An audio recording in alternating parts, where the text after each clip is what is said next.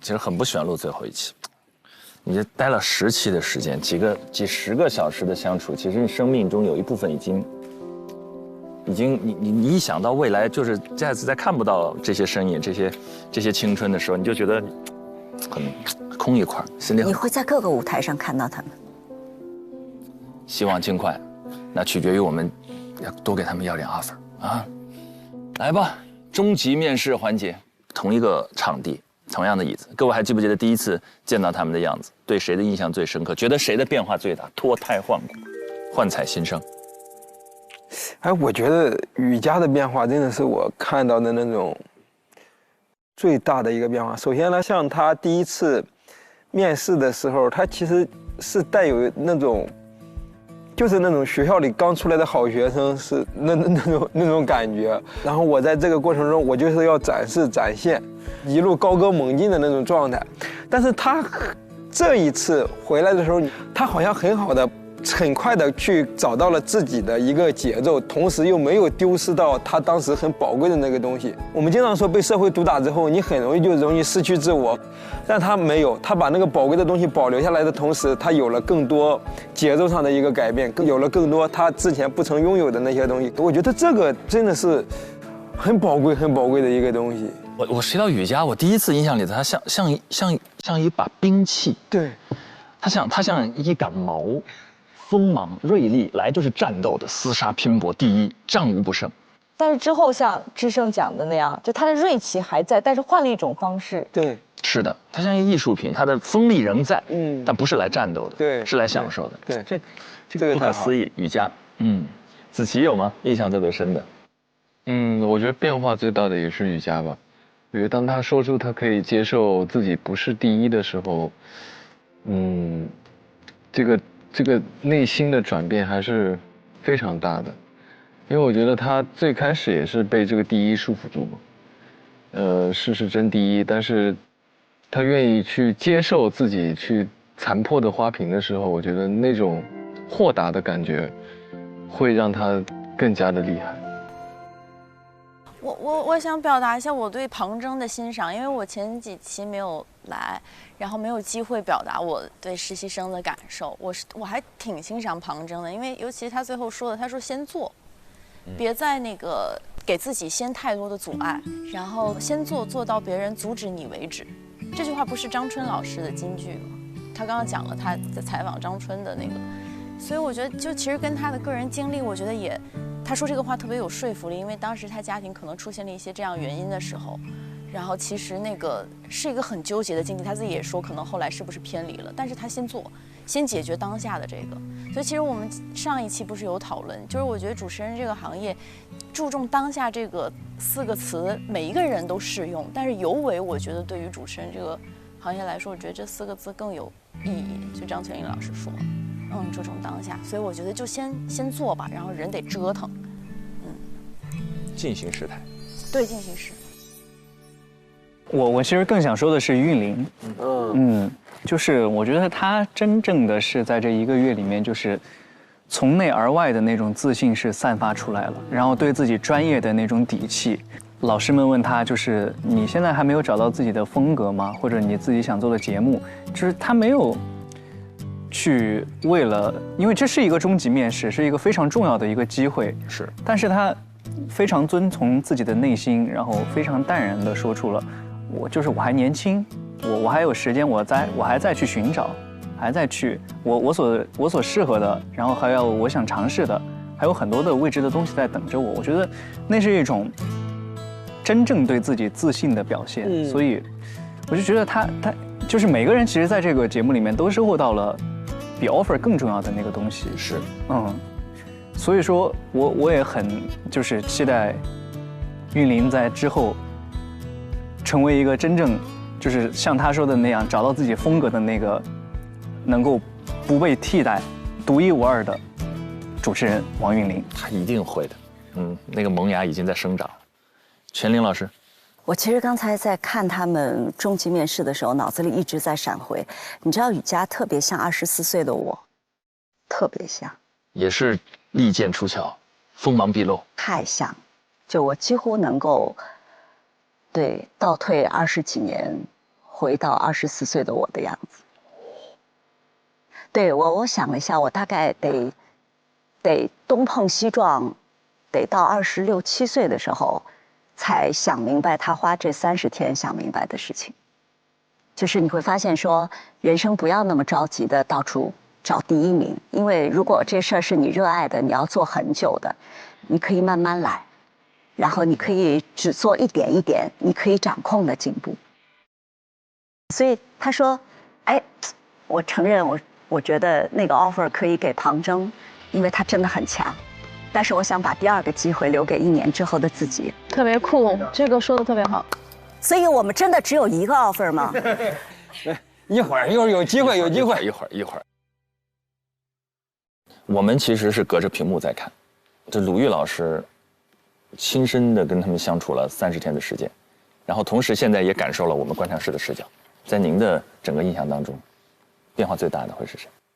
他们在生活当中都是非常符合他们这个年龄该有的样子，就是青春洋溢，可能真的就不在乎那些外界的评价。但是当每一个人被摆在了一个比赛当中，被摆在人生的竞技场当中的话，我想没有人会不在意。我个人觉得人生特别大的一个成长，就你意识到你不是世界的中心，你不是第一，你不是最漂亮的、最可爱的、最聪明的那一个，那是人生特别大的一个成长。我想可能这样的比赛，就把8个最优秀的小孩放到一起的时候，他们每个人内心都会在某个时刻崩溃一下，会发现哦天哪，我这次比赛不是最好的，但是这是必须的。所以你能够看到这30天的每个人的速成，然后就是30天之后，每个人其实都变得更自信了。自信太重要了，我觉得做主持人，我们得有一种盲目的自信。就是我不能告诉你此刻我为什么好，但我就是好。Trust me。就是你相信有一天你会发现，哦，它就是好。就最后鲁豫老师说那点确实动人，就是这是个比赛，我们有好多节目是用比赛的形式来展开。我们之前探讨过这件事，包括脱口秀节目，包括很多节目，他没办法，这是节目，但同时这也是人生。如果是节目永远有个第一，但人生每个人都是唯一。如果他们终于有一天意识到自己唯一的那一刻，闪耀的那一刻，幻彩新生，而且他们即将走到我们的身边。我们来看看，要来了。第1 offer 要发给谁？第2到底有几个 offer？第3我们到底的大礼包还是什么？最后一段 VCR 结束了，接下来的时间，那就别等了吧，别等了，好不好？下面让我们掌声欢迎本季全部实习生及带教入场。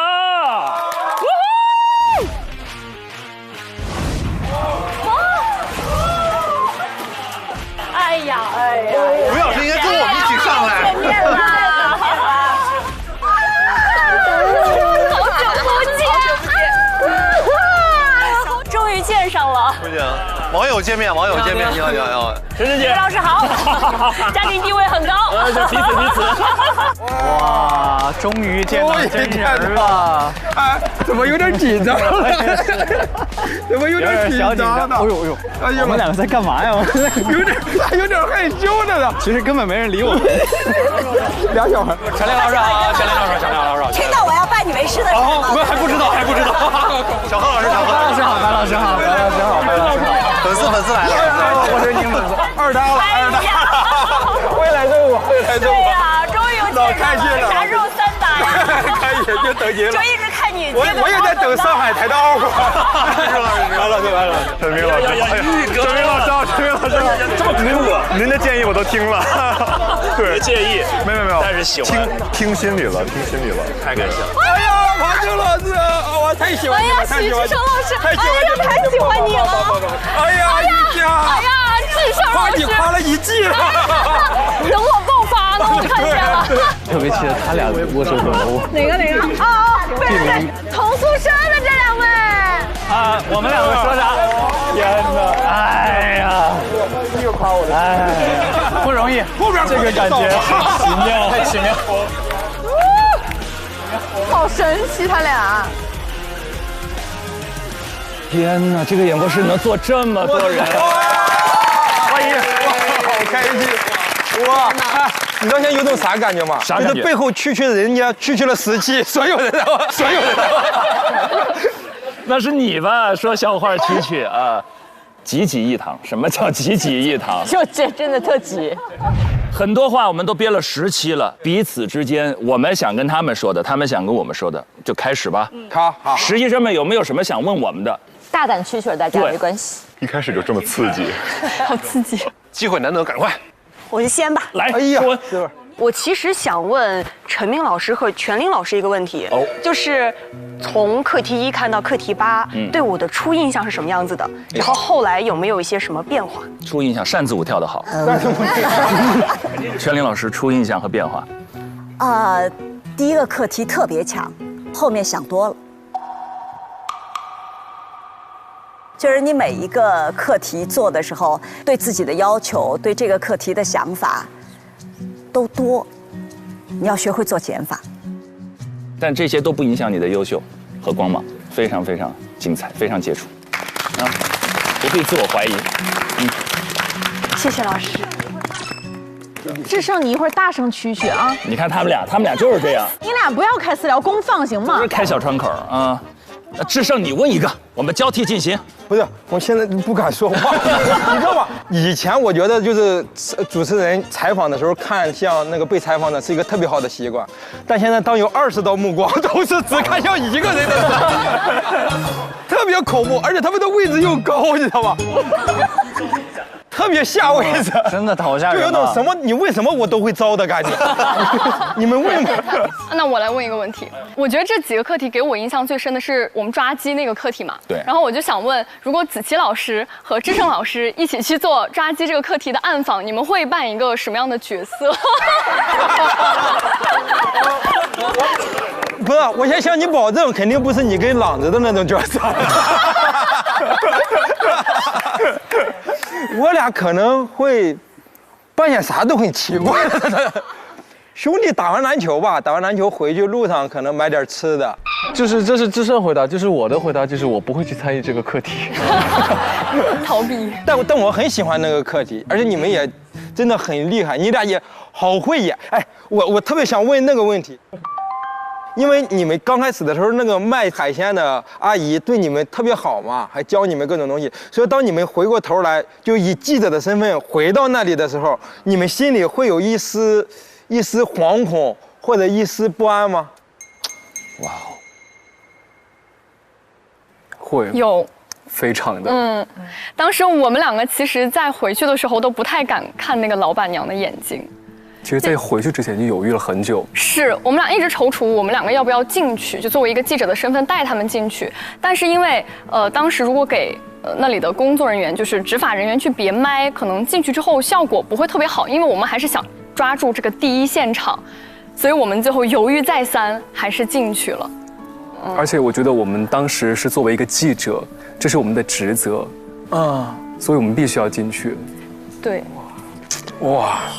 这个问题非常好，智胜你问的真的非常好。哎呀，这是好问题，这是非常好的问题。我不能再问了，再问真有 offer 了。上吧，智胜，你这咱就不欺负人家实习生。助教老师们，我来问一个问题。助教老师们，我来问一个问题。该说不说，凯旋刚才确实紧张了一下，你双眼皮跳动了一下。来。其实我是感觉有一个很重要的事情，就是2位助教老师，他是全程在观看咱们这些实习生遇到的难题、遇到的困境。你们有想过，你们处在他们这个处境下，你们会做得比他们好吗？好犀利！哇！好犀利呀！哇！我自己感觉我做的不会比他们好，但是我这样说岂不是打了西哥的脸？因为西哥把我招来的。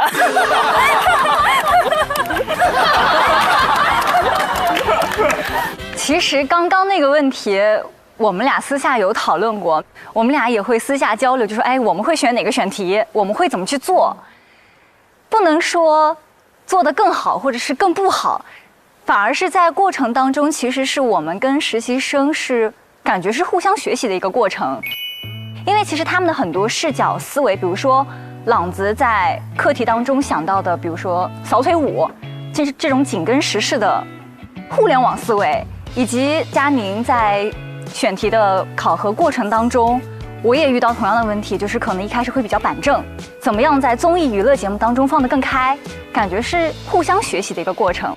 当然，如果我们俩今天也是实习生，一起站上这个考试现场，我相信我们俩也有来自 SMG 的底气。哎呀，当仁不让，当仁不让。西哥刚才回头了，那表情是你们就算不相信你，你还不相信我啊？我招进来的就是要相信我，我招进来的。对，西哥真的，我不止一次在节目里表达过，我说西哥真的是一个很好的 HR， 你知道吗？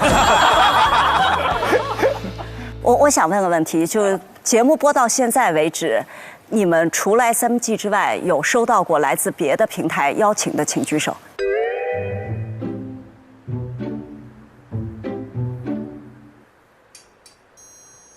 谁呀？谁有啊？好像白老师，你是收到别的 offer 了？我真收到了，我真收到了，我真收到了。我因为这个节目，终于被我的母校想起来了，就是还有这么一个毕业生呢，优秀校友。明年我作为这个毕业生回去参加一下学校的活动，这是我第一次收到母校的邀请。盖将老师都收到 offer， 保留一点嘛。不是台长也在这儿听呢，对吧？哦。这还要保留吗？不用说那么具体。没事，白老师走了之后又空出来一个。一下子又有俩 offer 了。我就是回母校看看，不是说就不回来了。白老师急了，我只是看看你把我说走了，你不是回校任教对吧？不，我就参加学校百年系100年的活动，差点跟我说失业了，完了。俊林来一个。我来一个，来一个，来一个，问一个非常严肃的问题吧。我问侯子泰吧。哎呀，非常严肃这个问题。就最后的是，哎呦，你别这样。就最后那个张希老师，让你评价我的时候，你忐忑啥呢？不是，我当时主要是沉浸在我眼前的美食当中。我就这么说吧。你说出在你心中俊林的一个缺点。一个缺点。啊？你坐下吧，你坐下吧。你坐下吧，你坐下吧。还真有。哦。卷。啊，很无趣的一个回答。那没了。子泰最大的优点就是诚实。不是新闻人那个真实客观吗？这太诚实了，太诚实了，太新闻了。那就我问庞征，因为你的8个课题都是完成的都很好，然后我就很好奇，你对未来自己目前的定位有清晰的方向了吗？我其实来这个节目，就是我觉得很幸运，有8个课题可以让我去尝试。就不管是我还是我们实习生，所有的人，其实很难说在一个单位上去实习到不同的节目类型，还有不同的课题类型。所以我觉得这是很幸运的一点。然后我当时来这个节目的初面和中面，4位大教老师都问了我一模一样的问题。初面我说我就是来找这个答案的。然后中面的时候，我说我这个答案不知道自己找到了没有，因为我发现我好像每个课题都能做一点，但每个课题也不是说就都能做到最好。现在对于我来说，我拿到什么我就把什么做好，这是最重要的。谢谢。我就问8位实习生好了，节目此时此刻已经播出了很多期，有很多评论和弹幕，一夜之间就被很多人看到，有些声音是春风，有些声音是利剑。做好跟这些声音共处的准备了吗？这个时候你们的心态会是什么样？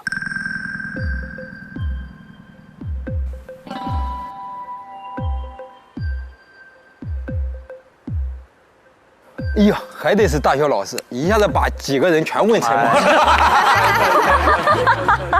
哎，王玉刚刚，王玉是不是刚才举手？我不确定，我看到啊，那我就说一说吧。对，王玉可能刚打了个哈欠。我哥来都来了。这样吧，那我就说说，其实我在面对这些评论啊、评价的时候，我也是一直去直面的。那我可能觉得这些评价好像是我们人生的新的课题，因为我们在这个实习的阶段，我们有8个课题要做，然后我们会遇到非常直接的答案，非常直接的是或不是的回答。但是好像我们在面对评论的时候，面对各种各样声音的时候，我们是在做整个人生的课题，它可能不是这一段时间，可能未来我们一辈子都会遇到这样的声音。那么我们还是要有着非常非常好的态度去完成这些课题。其实，在面对评论的过程当中，自己去解答的过程，我觉得也是在完成课题的过程。然后我呢，我有信心把这个课题做好，我有信心在人生的课题里面对这些各种各样的评论，然后遇到更好的自己。对，厉害，玉哥还是玉哥。玉哥太可爱了。